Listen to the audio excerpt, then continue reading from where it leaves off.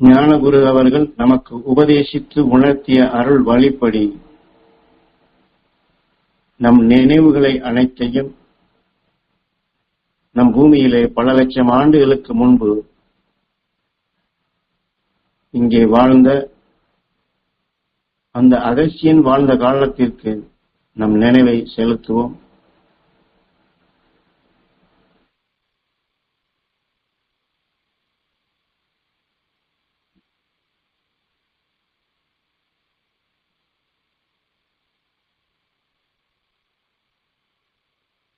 அகஸ்தியன் அவன் வாழ்ந்த காலத்திலே தாய்க்கருவில் பெற்ற சக்தியின் துணை கொண்டு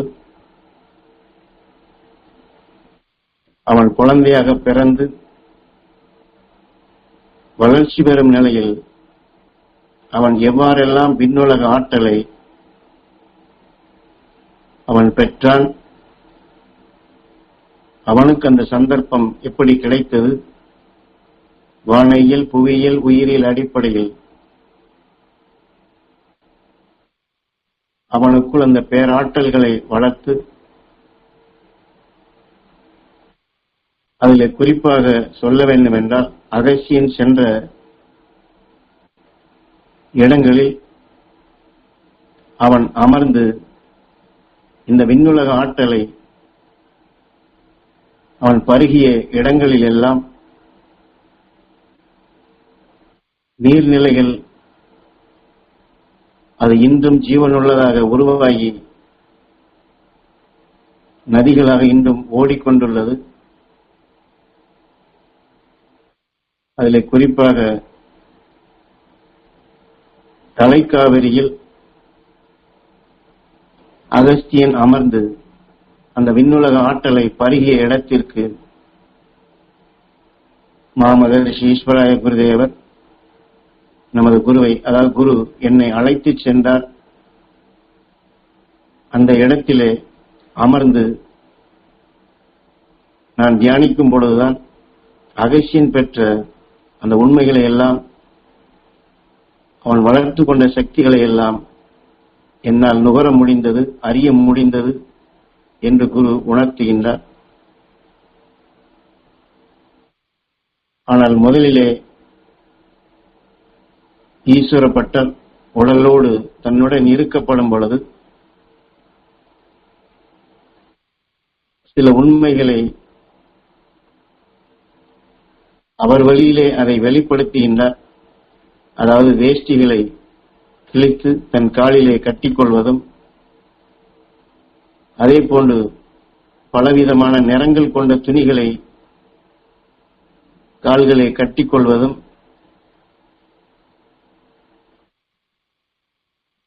இப்படி எதையோ அவர் பைத்தியம் போன்றுதான் நடித்துக் கொண்டிருந்தார்.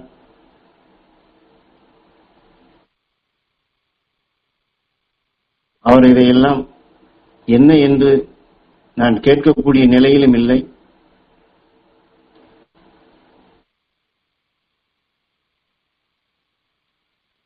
அதே சமயத்தில் அவ்வாறு கட்டி அவருடைய பரிபாஷையில் புரியாத நிலையிலும் என்னிடம் எதையோ சொல்லுகின்றார். எனக்கு ஒன்றுமே அதிலே அர்த்தமாகவில்லை.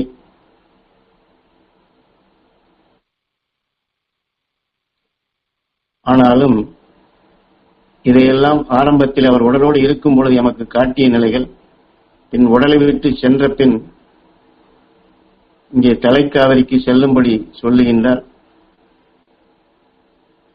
அங்கே செல்லும் பொழுதுதான் அந்த பாதைகளிலே மரம் செடி கொடிகள் இருக்கக்கூடிய பாதைகளிலே செல்லும் பொழுது குருநாதர் இங்கே உடலோடு இருக்கப்படும் பொழுது காலிலே பல நிறங்கள் கொண்ட துணிகளை கட்டியதும், அங்கே சில மரங்களில் அது தெரிய ஆரம்பிக்கின்றது. குருநாதருடைய உருவம் தெரிகின்றது. அதே சமயத்தில் இங்கே எந்த பரிபாஷையில்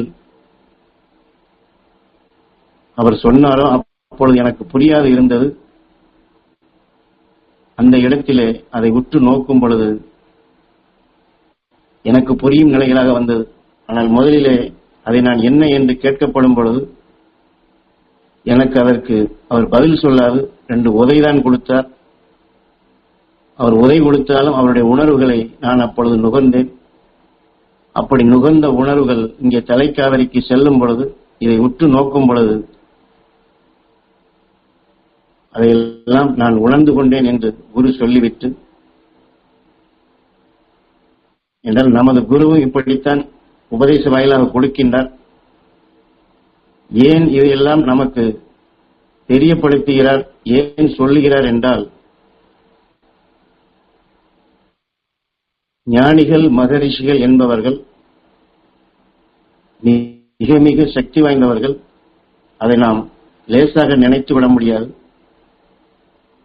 நெருப்பை ஒத்த மனிதர்கள் என்றுதான் குரு குறிப்பிடுகின்றார். இந்த ஒரு இடத்திலே நெருப்பு எரிகிறது என்றால் நெருப்பின் அருகிலே நாம் செல்ல முடியாது. அதனுடைய தணல் நம்மை ஒதுக்கி தள்ளிவிடும். இந்த நெருப்பினுடைய தணல் எப்படி நம்மை ஒதுக்கி தள்ளுகின்றதோ, இதை போன்றுதான் அந்த ஞானிகள் ரிஷிகளுடைய அவர்கள் வளர்த்து கொண்ட அந்த எண்ணங்கள், உணர்வுகள், அவர்கள் சக்திகளுக்குள் நாம் அருகிலே செல்ல முடியாது. சென்றால் நம்மை செயலற்றதாக ஆக்கிவிடும். நம் நினைவுகளையும் அதை இழக்கச் செய்துவிடும். ஆனால் அப்படிப்பட்ட மிக மிக சக்தி வாய்ந்த அந்த மகரிஷிகள் ஞானிகள் உணர்வை நாம் பெறுவதென்றால் எப்படி பெறுவது? அதை பெறக்கூடிய வழி என்ன? இதை சொல்லிவிட்டு குரு இன்னொரு உதாரணத்தையும் சொல்லுகின்றார். அன்று வாழ்ந்த அரசர்கள் இன்று நாம் வாழக்கூடிய மனிதர்களை காட்டிலும் மிக மிக பலசாலிகளாக இருந்தார்கள். நமக்கும் தெரியும். அவர்கள் வைத்திருந்த கத்திகளை இன்று நாம் இந்த மியூசியங்கள் போன்ற இடங்களிலே நாம் பார்க்கலாம். 2 பேரால் கூட தூக்க முடியாத கத்திகளை அவர்கள் வைத்து சண்டையிட்டு இருக்கின்றார்கள். அப்படி என்றால் அவர்களுக்கு எப்படி அந்த வலு கிடைத்தது? அகசியனுக்கு தாய் கருவிலேதான் இந்த உயர்ந்த சக்திகள் கிடைத்தது. இதே போன்றுதான் அன்று வாழ்ந்த அரசர்களும் தனக்கு அந்த வீரிய சக்தி பெறுவதற்காகவும் மற்றவர்கள் தன்னை அழித்து விடாது இருக்கவும் இதையெல்லாம் செய்தார்கள். இதிலே குரு இன்னொன்றையும் சொல்லுகின்றார்.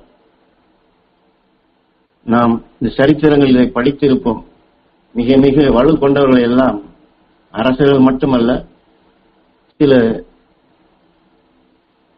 அதாவது மற்றவர்களுக்கு இல்லாத ஆற்றல்கள் பெற்றிருப்பவர்களை எல்லாம் சூழ்ச்சி கொண்டு விஷத்தை கொடுத்துதான் அவர்களை கொல்லுவார்கள்.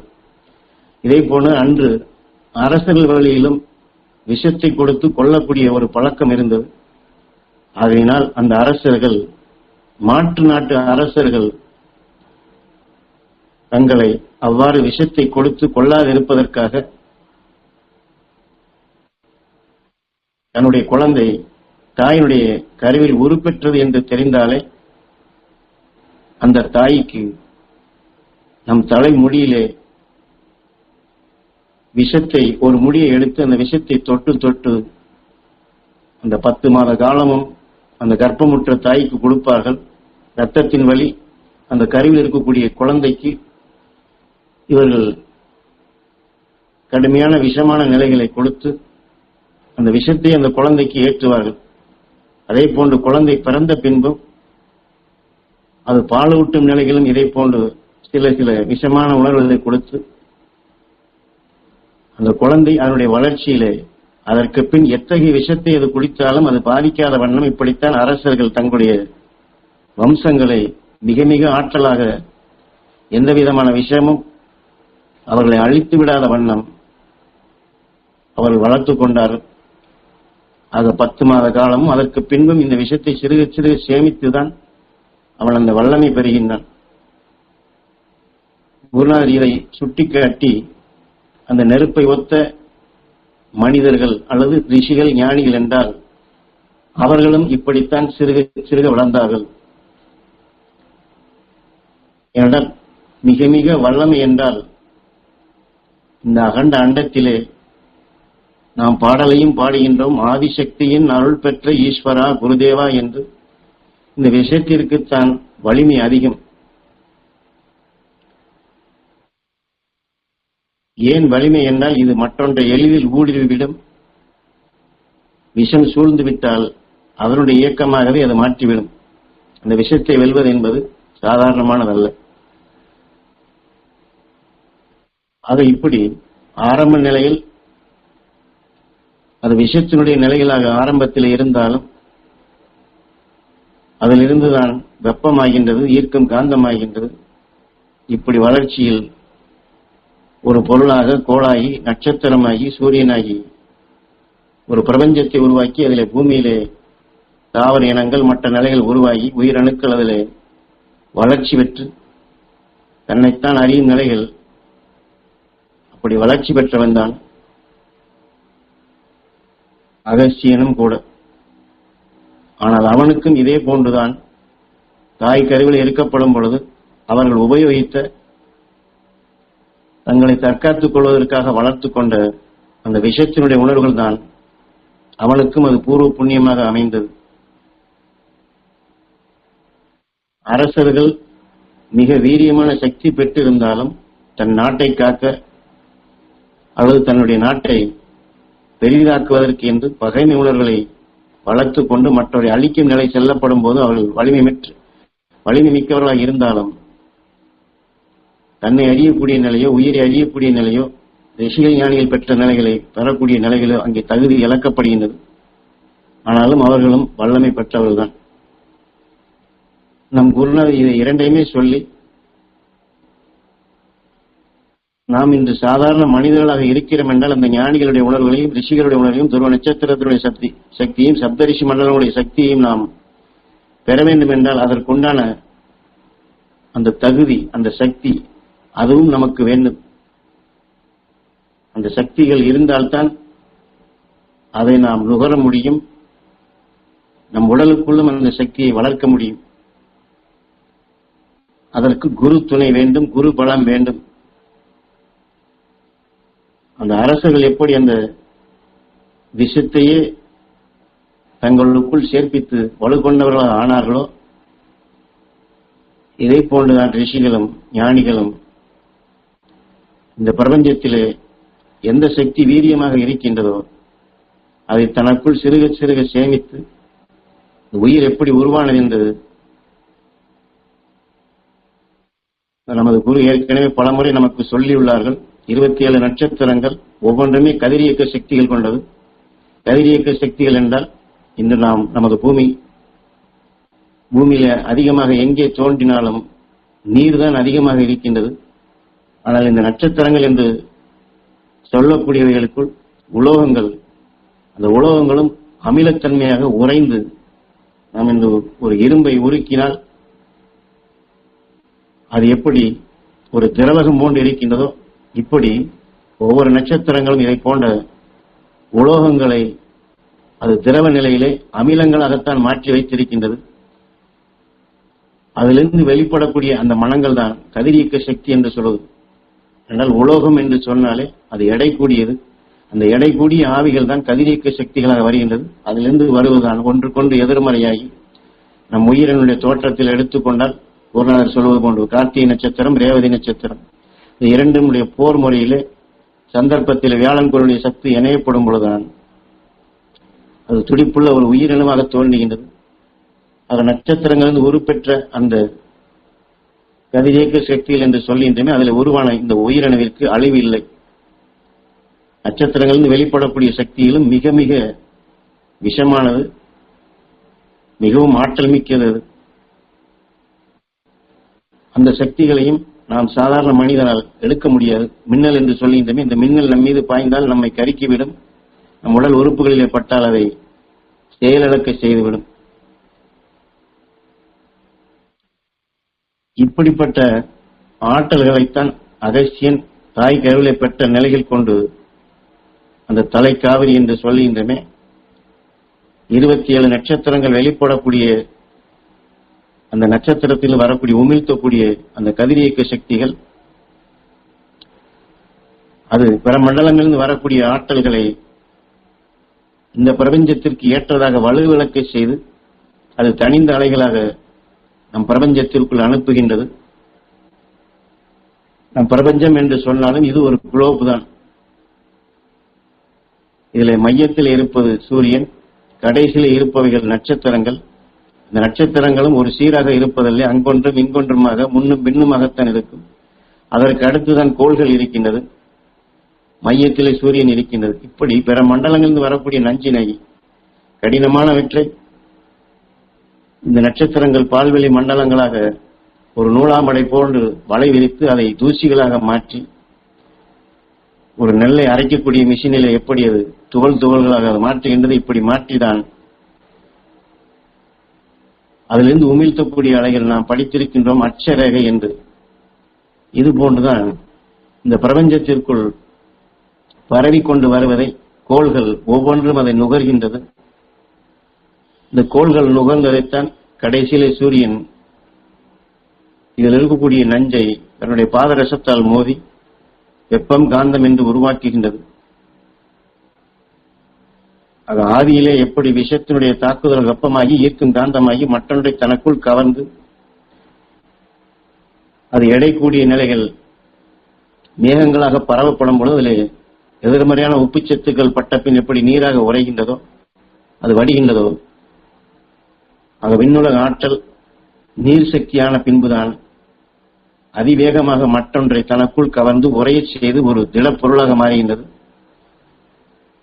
இதைத்தான் அகஸ்தியன் அந்த தலைக்காவிரி என்று சொல்லுகின்றமே, அந்த இடத்திலே அமர்ந்து அந்த விண்ணுலக ஆற்றலை, இந்த 27 நட்சத்திரங்கள் உமிழ்த்தக்கூடிய அலைகள் பிரபஞ்சத்திற்குள் பரவி வருவதை, கோள்கள் நுகர்வதை, சூரியன் கவர்வதை உற்று நோக்கி அந்த ஆற்றலை தனக்குள் அது நுகர்கின்றான்.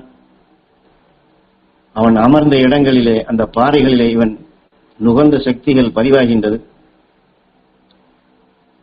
அவன் எப்படி இந்த விண்ணுலக ஆற்றலை பெற்றான் என்பதை, அவன் பெற்ற அந்த பேராற்றல்களை பெறுவதற்குத்தான் குரு என்னை அங்கே அனுப்பி, அந்த முதலிலே சொன்னது போன்று பரிபாஷைகளில் அதை நினைவுபடுத்தி, குரு பலம் கொண்டு அந்த மிக மிக வல்லமை பெற்ற அகஸ்தியருடைய உணர்வுகளை அங்கே குரு நுகரும்படி செய்கின்றார். இப்பொழுது நாமும் ஞான குரு பதிவு செய்த அந்த நிலையில் கொண்டு நாமும் இப்பொழுது நாம் வீட்டில் இருந்தாலும் அல்லது வேறு இடத்தில் இருந்தாலும் ஞான குருவை எண்ணி, மாமகரிஷி ஈஸ்வராய குருதேவரை எண்ணி, அகஸ்தியர் எண்ணி, நாமும் இப்பொழுது அந்த அகஸ்தியன் அமர்ந்து விண்ணுலக ஆற்றலை எங்கிருந்து நுகர்ந்தானோ அந்த இடத்திலே நாமும் இருப்பதாக எண்ணி, நாமும் குரு வழியில் அந்த மகரிஷிகள் ஞானிகள் பெற்ற ஆற்றல் மிக்க சக்திகளை பெற நாமும் அந்த உணர்வோடு ஏங்கி தியானிப்போம். அந்த அகஸ்தியன் அவன் உடலுக்குள் விளைந்த இந்த விண்ணுலக ஆற்றல் மனங்களாக அங்கே வெளிவரும் பொழுது இந்த பாறைகள் அதை எடுத்து வைத்துக் கொள்கின்றது.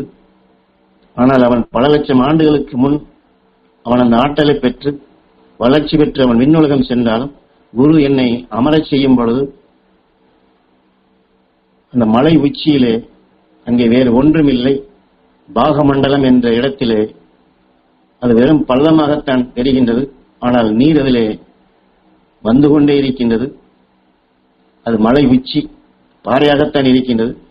கீழே நீர் இல்லை, ஆனால் மேலே நீர் வருகின்றது.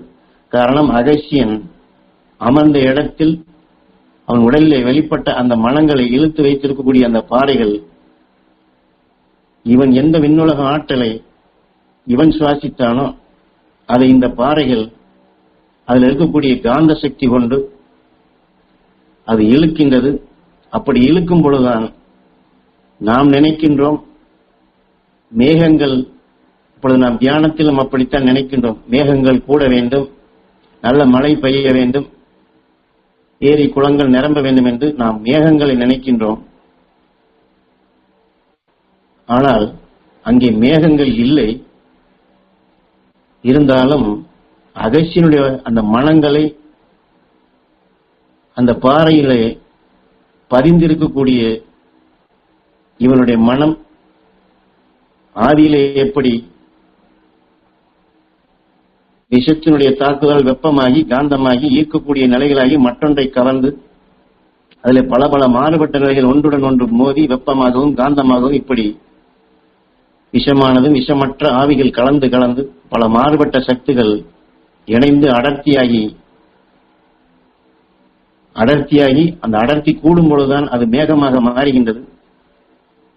முதலில் மேகம் என்று எதுவும் இல்லை.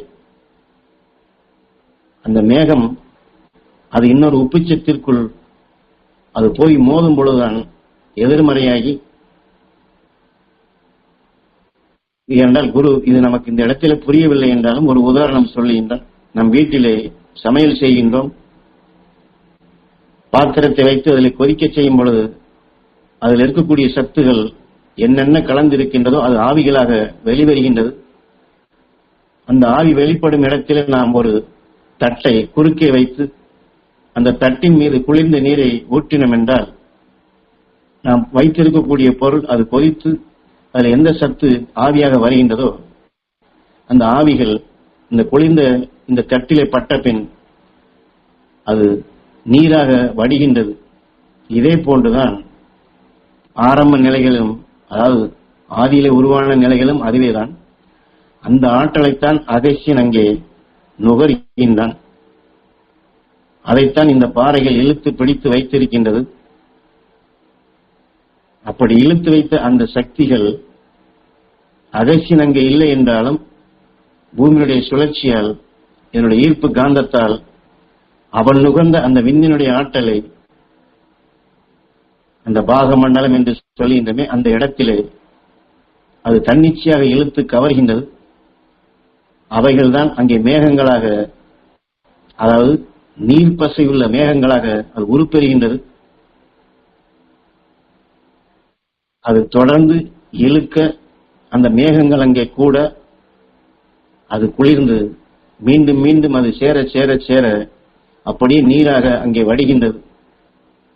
என்றால் இதைத்தான் நாம் நம்முடைய முன்னோர்கள் சொல்லும் பொழுது நதி மூலம் பார்க்க முடியாது, ரிஷி மூலம் பார்க்க முடியாது என்று சொல்கின்ற நதி எங்கே தோன்றுகிறது என்பதை மூலத்தை நாம் கண்ணிலே உற்று பார்க்க முடியாது. மேலே பார்த்தால் மேகமாக தெரியும். நாம் இன்றும் வேறு சில இடங்களில் நாம் பிரயாணம் செய்யும் போது கூட பார்த்திருப்போம். சில மலை உச்சிகளில் பார்த்தோம் என்றால் எப்பொழுதுமே இந்த மேக கூட்டங்கள் இருக்கும். இந்த இடத்திலே பார்த்தோம் என்றால் நீர் கண்டிப்பாக அங்கே குளிர்ச்சியாகி அது வடிந்து அங்கே ஓடுவதையும் பார்க்கலாம். இப்படித்தான் அங்கே நீர் உருவாகின்றது என்பதை மாமகர்ஷி ஈஸ்வராய குருதேவர் அகஸ்தியர் உணர்வுகளை நுகரும்படி செய்து, அவனுக்கு கிடைத்த ஆற்றலை என்னையும் நுகரும்படி செய்து அதை பெறும்படி செய்தார். இது மட்டுமல்ல, இந்த அகஸ்தியன் உணர்வை சில தாவர இனங்கள் என்றால் குருநாதர் காட்டியது போன்று சில மரங்களிலும் இந்த உணர்வின் சத்துகள் பட்டிருக்கின்றது. அந்த மரங்களும் என்ன செய்கிறது என்றால், இந்த பாறைகள் எப்படி விண்ணுலக ஆற்றலை இழுத்து மேகங்களாக குவித்து நீராக வடிய செய்து நீராக ஓடுகின்றது, இந்த மரங்களும் இதே போன்று அந்த ஆற்றலை குவிக்கும்படி செய்து அதில் பார்த்தோம் என்றால் அந்த மரம் நீரை எடுத்து செழிப்பாக வளர்கின்றது. அதே சமயத்தில் அது மீண்டும் மீண்டும் அந்த மேகத்தை இழுக்க இழுக்க அந்த மரத்திலும் இது குளிர்ச்சியாகி மரத்திலிருந்து நீர் வழிந்து ஓடுகின்றது. இதையும் குருநாதர் அங்கே காட்டுகின்றார். இதையும் நான் பார்த்தேன் என்று சொல்லுகின்றார். ஆக இதே போன்று அகஸ்தியன் மைசூர் போன்ற இடங்களிலும் அவன் சென்றுள்ளான். அங்கேயும் குருநாதர் அழைத்து சென்று காட்டுகின்றார். ஒரு நாளி கிணறு போன்று வெறும் மொட்டை பாறையாகத்தான் இருக்கின்றது. கீழே நீர் இல்லை. ஆனால் அந்த பாறை அதிலே தண்ணீர் தேங்கி இருக்கின்றது. அந்த தண்ணீரை நாம் எவ்வளவு எடுக்கின்றோமோ மீண்டும் அதே அளவு நிரம்பி விடுகின்றது. அங்கே வேற எதுவுமே இல்லை, வெறும் மொட்டை பாறை தான். ஆனால் அகஸ்தியன் அமர்ந்த இடம், அவனுடைய ஆற்றல் அங்கே பதிவாகி இருக்கின்றது. விண்ணுலக ஆற்றலை அதை இழுத்து கவர்ந்து நீராக மாற்றினேன். இது கண்ணுக்கு நாம் புலப்படக்கூடிய நிலைகள் இல்லை. அது நீராக நமக்கு தென்படாது. அந்த உணர்வு அலைகள் தான் நீராக வடிந்து இப்படித்தான் ஜீவசக்தியாக அது உருப்பெறுகின்றது. குருநாதர் இதையெல்லாம் காட்டினாலும் கூட அவர் உடலோடு இருக்கும் பொழுது இதையெல்லாம் பதிவு செய்த உணர்வுகளே வேறு என்று குருநாதர் அதையும் சுட்டி காட்டுகின்றார். முதலிலே வேறு விதமாகத்தான் இதையெல்லாம் எனக்கு சொன்னார். ஆனால் நான் இங்கே குடும்பத்தை விட்டு வீட்டில் இருக்க அனைவரையும் விடுத்துவிட்டு அந்த இடங்களுக்கு சுற்றும் பொழுது பல எத்தனையோ இன்னல்கள் வருகின்றது, பல எத்தனையோ வேதனைகள் வருகின்றது. அந்த இடத்திலே இதை ஞாபகப்படுத்தி இந்த ஞானிகளுடைய உணர்வுகளை நீ நுகர்ந்து இதை மாற்று என்று அப்பொழுதுதான் அங்கே அந்த இடத்திலே தான் வைத்து, முதலிலே காட்டிய நிலையில் வேறாக இருந்தாலும் அந்த இடத்திலே துன்பங்களும் வேதனைகளும் வரும்பொழுது அந்த மகரிஷி உணர்வை நுகரக்கூடிய அந்த சந்தர்ப்பத்தை ஏற்படுத்துகின்றனர். அவ்வாறு ஏற்படுத்தும் பொழுதுதான் அந்த அகசியுடைய உணர்வுகளை நான் முழுமையாக பெற முடிந்தது. அந்த மெய் ஒளியை, மெய்ஞானத்தை பெற முடிந்தது என்று குரு இதை சொல்லிவிட்டு, இதை ஏன் உங்களுக்கு இப்பொழுது சொல்லுகிறேன் என்றால், எம்மை நீங்களும் இதுபோன்றுதான் மற்றவர்களிடம் கேள்விப்பட்டு உங்கள் வாழ்க்கையில் ஏற்பட்ட துன்பங்களையோ துயரங்களையோ வேதனைகளையோ இன்னல்களையோ சில சிக்கல்களை நீக்குவதற்காக எம்மை தேடி அணுகி வருகின்றீர்கள். எம்மை நீங்கள் அந்த எண்ணத்துடன் வரும் பொழுது எனக்கு குருநாதர் எப்படி அந்த மிக மிக ஆற்றல் மிக்க ஞானிகள் மகரிஷி பெற்ற உணர்வுகள் எனக்குள் அது பெரும்படி செய்து சாதாரண மனிதனால் எட்டி பிடிக்க முடியாத அந்த மிக மிக சக்தி வாய்ந்த உணர்வுகள் என்னை எப்படி பெரும்படி செய்தாரோ, அந்த பெற்ற உணர்வுகளை எனக்குள் அந்த இடத்திலே வந்த இன்னல்களையும் வேதனைகளையும் நீக்கி மெய் ஒளியை எனக்குள் அது எப்படி பெரும்படி செய்தாரோ அதைத்தான் நான் உங்களுக்கு உபதேசமாக கொடுக்கின்றேன். ஆனால் உபதேசம் என்பது, அதில் இருக்கக்கூடிய ஆற்றல்கள் என்பது, அதில் இருக்கக்கூடிய சக்திகள் என்பது இதுதான். இது எல்லாமே அனுபவபூர்வமாக நான் பெற்ற, எனக்குள் வளர்த்து கொண்ட, எனக்குள் மிக மிக சக்தி வாய்ந்ததாக குரு, அந்த குரு பலத்தால் நான் பெற்ற ஆற்றலைத்தான் உங்களுக்கு உபதேசமாக கொடுக்கின்றேன். என்றால் உபதேசம் என்றால் குருநார் எதையோ சொல்லுகின்றார், நமக்கு புரியவில்லை, இது எல்லாம் நமக்கு எதற்கு என்றெல்லாம் நீங்கள் எண்ண வேண்டியதில்லை. அதே சமயத்தில் சாமி சொன்னதே திரும்ப சொல்லுகின்றார், இது ஏற்கனவே கேட்டதுதான், இதில் என்ன இருக்கிறது என்று இப்படியெல்லாம் நீங்கள் எண்ணினீர்கள் என்றால், என் குருநாதர் எனக்கு முதலே புரியாது இருந்துதான் ஒவ்வொரு சந்தர்ப்பத்திலும் அடி கொடுத்து உதை கொடுத்து அவர் எதையோ புரியாத நிலையில் சொல்வதை அவர் உணர்வுகள் எனக்குள் பதிவாகி அவர்பால் என் நினைவுகளை செலுத்தி எனக்கு எந்த சந்தர்ப்பத்தில் அந்த துன்பமோ வேதனையோ இன்னலோ வரும் பொழுது அப்பொழுது அந்த ரிஷிகள் ஞானி உணர்வு எடுக்கப்படும் பொழுதுதான் நான் இந்த பேர் உண்மைகளையும் அறிய முடிந்தது, தீமைகளை நீக்க முடிந்தது, உணர்வுகளை ஒளியாக மாற்ற முடிந்தது. அதைத்தான் நமது குருநாதர் இங்கே நமக்கு ஞாபகப்படுத்தி, நாம் நம் குருவை இந்த வாழ்க்கையில வரக்கூடிய சந்தர்ப்பத்தில் வரக்கூடிய நாம் ஆத்ம சுத்தி என்று சொல்லுகின்றமே, அந்த கடினமான நிலையில் வரும் பொழுது ஞான குருவை எண்ணி மாமகர்ஷி ஈஸ்வராய குருதேவர் எண்ணி அந்த துருவ நட்சத்திரத்தின் பேரருள் பேரொளி பெற வேண்டும் என்று குரு நமக்குள் பதிவு செய்து நினைவு கொண்டு வந்து அதை எடுத்தால், ஏனென்றால் இதை உங்களுக்கு தனி ஒருவனுக்கு இதை சொல்லித் தரவில்லை, கூட்டமைப்பாக எல்லோரையும் சேர்த்து அமர வைத்துத்தான் இந்த உபதேசங்களை கொடுக்கின்றோம். கூட்டு தியானங்களாகத்தான் உங்களுக்கு வழிபடுத்தி இருக்கின்றோம். நீங்கள் இந்த கூட்டு தியானங்களின் மூலமாகத்தான் அந்த ஆற்றல் மிக்க சக்திகளை பெற முடியும் என்று சொல்லி இப்பொழுது நாமும் அந்த கூட்டு தியானத்திலே தான் அமர்ந்திருக்கின்றோம். ஆக தனி ஒரு மனிதனுக்கு அந்த தகுதி இல்லை. ஆக கூட்டமைப்பாக நாம் அனைவருமே ஏங்கி புருவ மத்தியில் இருக்கும் நம் உயிரான ஈசனை வேண்டி இதுபோன்று நாம் அனைவருமே சேர்ந்து குரு காட்டிய வழியிலே ஒரே நிலை கொண்டு அகச்சின் துருவனாகி துருவ மகர்ஷியை துருவ நட்சத்திரமான அந்த பேரருள் பேரொளி நாங்கள் பெற வேண்டும் என்று ஏகுவித்த நாளில் எண்ணும் பொழுதுதான் அந்த நெருப்பு மனிதர்கள் அல்லது நெருப்பை ஒத்த மனிதர்கள் என்று குரு சொல்லக்கூடிய அந்த மிக மிக சக்தி வாய்ந்த ஆற்றலை நாம் அனைவருமே பெற முடியும். அரசர்கள் எப்படி பெரிதொரு விஷத்தன்மை தன்னையோ தன் குழந்தைகளையோ அழித்து விடாதபடி அவர்கள் எப்படி அந்த விஷத்தை முறிப்பதற்கு இன்னொரு விஷத்தை கொடுத்து தங்களுக்குள் சக்தி வாய்ந்ததாக மாற்றினாலோ இதை போன்றுதான் நமது குரு நம் வாழ்க்கை நம்மை அறியாத ஒவ்வொரு நொடிப்பொழுதும் மாற்றி படைத்துக் கொண்டிருக்கும். தீமை என்று சொல்லுகின்றோம், துன்பம் என்று சொல்லுகின்றோம், வேதனை என்று சொல்லுகின்றோம், சலிப்பு என்று சொல்லுகின்றோம், எத்தனை உணர்வு சொல்லுகின்றோம். இது அனைத்திலுமே இந்த விஷத்தன்மை உண்டு. இந்த விஷத்தன்மைக்குள் துருவ நட்சத்திரம் என்ற 27 நட்சத்திரத்தினுடைய சக்தியை ஒன்றாக சேர்த்து மிக மிக சக்தி வாய்ந்த நிலைகளாக இன்று நம் பூமியின் துருவ பகுதியிலே என்று 16ஆக வளர்ந்து கொண்டிருக்கும் அந்த சக்தியை நம் வாழ்க்கையிலே நம்மை ஆட்டி படைக்கும் அந்த விஷயத்திற்குள் இதை கலக்கப்படும் பொழுது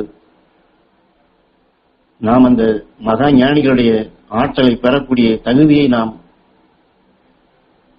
அப்பொழுதுதான் நாம் முழுமையாக பெறுகின்றோம். இதை சிறுக சிறுகதான் வளர்க்க முடியும் என்றால் சிறுக சிறுக என்று சொல்வது குரு உபதேசத்தை கேட்டு பதிவாக்கி நினைவாக்கி நம்முடைய வாழ்க்கையில் காலையில் இருந்து இரவு வரை எத்தனையோ ஒரு நேரம் சந்தோஷமாக இருப்போம், திடீரென்று கோபம் வரும், திடீரென்று செழிப்பு வரும், சஞ்சலம் வரும், எத்தனையோ உணர்வுகள் மாறிக்கொண்டே இருக்கும். அந்த மாறிக்கொண்டே இருக்கக்கூடிய நேரத்தில் எல்லாம் சிறுக சிறுக துருவ நட்சத்திரத்தினுடைய அந்த உணர்வோடு எண்ணி குரு நமக்குள் பதிவு செய்ததை எண்ணி ஏங்கி அந்த சக்தி பெற வேண்டும் என்று நினைவை செலுத்தினால், அந்த உணர்வோடு நாம் எண்ணினால், குரு சொல்லுகின்றாரே,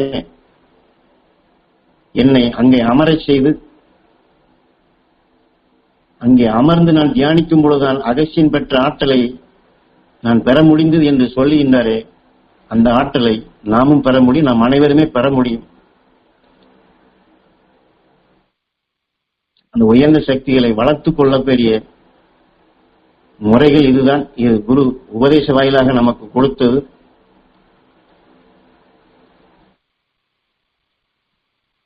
அவர் உணர்வோடு நாம், அவர் எப்படி அவருடைய குரு உணர்வோடு இணைந்து அவரை பின்தொடர்ந்து நான் இதை பெற்றேன் என்று சொல்லுகின்றாரே, அதை போன்று நாமும் குரு உபதேசித்த அவருடைய அனுபவங்களை, அந்த அனுபவத்தின் மூலமாக பெற்ற ஆற்றல் மிக்க சக்திகளை அவர்பால் நினைவை செலுத்தி நம் உயிரான ஈசனிடம் வேண்டி, குருவிடம் வேண்டி நாம் அனைவருமே அந்த நெருப்பு மனிதர்கள், நெருப்பை ஒத்த மனிதர்கள் என்று குரு சுட்டி காட்டக்கூடிய அந்த ரிஷிகள், மகரிஷியுடைய, ஞானிகளுடைய அந்த சம பங்காக நாமும் அந்த ஆற்றலை பெறுவோம். இதை ஏன் பெற வேண்டும், எதற்கு பெற வேண்டும்? இந்த உடலை விட்டு சென்றால் சப்தரிஷி மண்டலம் சென்றடைந்தால் போதுமே என்றெல்லாம் நாம் சாதாரணமாக எண்ண வேண்டியதில்லை. ஆனால் அப்படி வெறுமனை சப்தரிஷி மண்டலத்திற்கு போக வேண்டும் என்று சொன்னால் குரு அதை மட்டும் சொல்லி இருப்பார். இதையெல்லாம் சொல்ல வேண்டிய அவசியம் இல்லை. ஒவ்வொரு அரசனும் எப்படி சக்தி பெற்றான், நம் குருநாதர் எப்படி சக்தி பெற்றார், நான் எப்படி சக்தி பெற்றேன், இதையெல்லாம் சுட்டிக்காட்டி அவர்கள் பெற்ற முழுமையான ஆற்றல்களை நாம் எல்லோரும் பெற வேண்டும், பெற முடியும், பெற்று அவர்களை போன்று நாம் ஆக வேண்டும் என்பதற்குத்தான் குரு இதை சொல்லுகின்றார். அந்த வழியிலே நாம் இப்பொழுது எடுக்கக்கூடிய தியானத்தை நாம் தலைக்காவிரியிலே குருவோடு இணைந்து, மாமகரிஷி ஈஸ்வராய குருவோடு இணைந்து அந்த தியானத்தை எடுப்பதாக நாம் எண்ணி தியானிப்போம். தலைக்காவிரி எங்கே இருக்கின்றது? இதையெல்லாம் நாம் வேறு எண்ணங்கள் நமக்கு தேவையில்லை. குரு பதிவு செய்திருக்கின்றார்கள். பதிவு செய்து நாம் நினைவு கொண்டு வந்தால் போதும். வெறுமன குரு அவருடைய உருவத்தை மட்டும் எண்ணாது, அவருடைய உபதேச கருத்துக்களிலே தான் அவர் இன்று ஒளியாக இருக்கின்றார். அந்த நினைவோடு அவருடைய உபதேசம்தான், அந்த உணர்வின் ஒளிகள் தான், அந்த ஒளியான நிலைகள் தான் உயிரோடு ஒன்றி ஒளியாக இருக்கின்றார் என்று ஞான குருவை அந்த அடிப்படையில் நாம் எண்ணினோம் என்றால், ஈஸ்வரப்பற்று அவரை அடித்து உதைத்து அவருடைய நினைவுகளை ஈஸ்வரப்பற்றப்பால் கொண்டு சென்றது போன்று நாம் இந்த வாழ்க்கையில் நமக்கு எப்பொழுதெல்லாம் சிக்கல் வருகின்றதோ, துன்பங்கள் வருகின்றதோ, அதையெல்லாம் நமக்கு ஏற்படும் அந்த அடியாக எண்ணி அந்த இடத்திலே ஞானகுரு எப்படி மாமகரிஷி ஈஸ்வராய குரு என்பால் நினைவை செலுத்தி அந்த விண்ணுலக ஆற்றலை, சக்தி வாய்ந்த உணர்வுகளை அவர் சிறுக சிறுக வளர்த்தாரோ, அதை போன்று நாமும் இந்த தியானத்திலே குருவை எண்ணி, உயிரான ஈசனை எண்ணி, துருவ நட்சத்திரத்தை எண்ணி அந்த தகுதியை, அந்த ஆற்றலை நாமும் பெறுவோம். இப்பொழுது நம் நினைவை முதலில் சொன்னது போன்று ஞான குருவின் பால் செலுத்தி, குரு அருளால் அந்த துருவ நட்சத்திரத்தின் பேரருளும் பேரொழியும் பெற அருள்வாய் ஈஸ்வரா. நாம் இப்பொழுது தலைக்காவிரியிலே அமர்ந்திருக்கின்றோம். நினைவை துருவ நட்சத்திரத்தின்பால் செலுத்துகின்றோம். குரு அருளால் அதை பெறுகின்றோம்.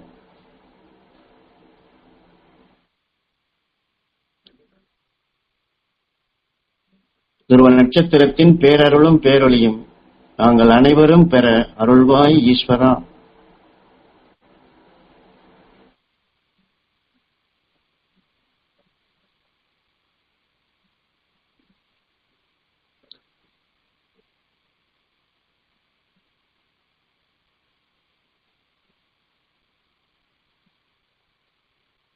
இப்பொழுது புருவ மத்தியில் இருக்கும் நம் உயிரான ஈசனிடம் நம் கண்ணின் நினைவை செலுத்தி உயிர் வழியாக துருவ நட்சத்திரத்தை எண்ணி குருவின் அருளால் துருவ நட்சத்திரத்தின் பேரருளும் பேரொழியும் நாங்கள் அனைவரும் பெற அருள்வாய் ஈஸ்வரா. ஏங்கி நாம் அந்த துருவ நட்சத்திரத்தின் பேராற்றலை இழுத்து கவர்ந்து சுவாசிப்போம். என்றால் குரு இதையெல்லாம் பதிவு செய்து உங்களை சுவாசிக்கும்படி செய்கிறேன் என்று சொல்லுகின்றார். நாம் எண்ணுகின்றோம், நினைவை செலுத்துகின்றோம், அந்த சக்தி பெற தியானிக்கின்றோம், ஏங்குகின்றோம். ஆனால் உங்களை நான் சுவாசிக்கும்படி செய்கிறேன் என்று சொல்கின்றார். என் குருநாதர் எப்படி என்னை அடித்து உதைத்து அவர்பால் நினைவை செலுத்தி அவர்பால் ஈர்க்கும்படி செய்து அவர் துணை கொண்டு அவருடைய பலத்தால் நினைவை விண்ணிலை செலுத்தி அந்த விண்ணுலக ஆற்றலை என்னை சுவாசிக்கும்படி எனக்குள் அதை பெறும்படி அவர் எப்படி செய்தாரோ அதை போன்றுதான் உங்களுக்குள்ளும் அதை சுவாசிக்கும்படி செய்கிறேன். அதை அவர் பதிவு செய்து நாம் எண்ணினாலே போதுமானது. அந்த உயிர் வழி அந்த துருவ நட்சத்திரத்தினுடைய ஆற்றல் நம்முடைய சுவாசத்திற்கு வரும். அதை நாம் சுவாசிக்க முடியும். இப்பொழுது நம் ஈர்ப்பிற்கும் வருகின்றது. அதை நாம் சுவாசிப்போம்.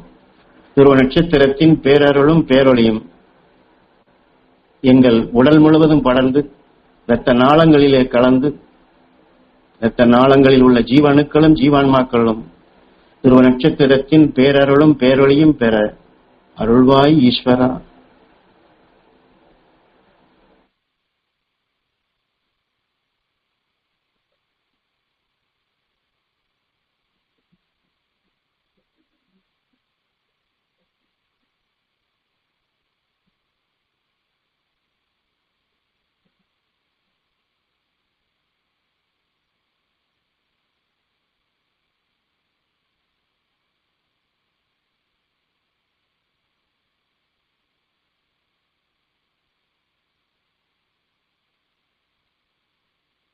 துருவ நட்சத்திரத்தின் பேரருளும் பேரொழியும் எங்கள் உடல் முழுவதும் படர்ந்து உடலில் உள்ள எல்லா உறுப்புகளிலும் படர்ந்து அந்த உறுப்புகளை உருவாக்கிய எல்லா அணுக்களிலும் துருவ நட்சத்திரத்தின் பேரருளும் பேரொழியும் பெற அருள்வாய் ஈஸ்வரா.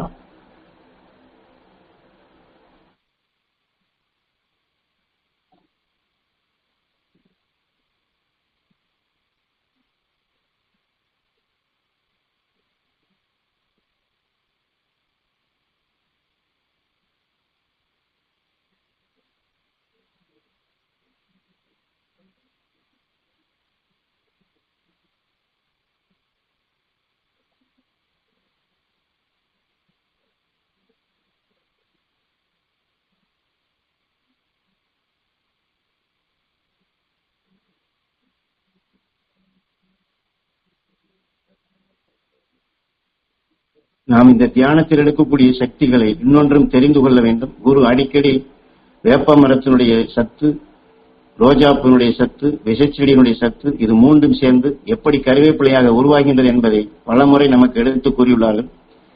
ஆக இந்த இடத்தில் இதனுடைய உள்பொருளையும் நாம் தெரிந்து கொள்ள வேண்டும். அது மூன்றுமே ஒன்றாக கலந்துதான் அந்த கருவேப்பிலை உருவாகின்றது. அந்த கருவேப்பிலை வித்து இந்த மூன்றினுடைய சத்தையும் காற்றில் இருந்து எடுத்து வளர்கின்றது. இதே போன்றுதான் நம் உடலுக்குள்ள ஏற்கனவே உருப்பெற்ற ஏராளமான வித்துகள், ஏராளமான எண்ணங்கள், நினைவுகள் உண்டு. அதே சமயத்தில் இப்பொழுது நாம் ஒவ்வொரு நாளும் ஒவ்வொரு சந்தர்ப்பத்திலும் எத்தனையோ உணர்வுகள், நினைவுகள் நமக்குள் மோதிக்கொண்டே இருக்கின்றது. அது ஏற்கனவே ஒன்று பதிவாகி இருக்கின்றது, புதிதாக ஒன்று சேருகின்றது.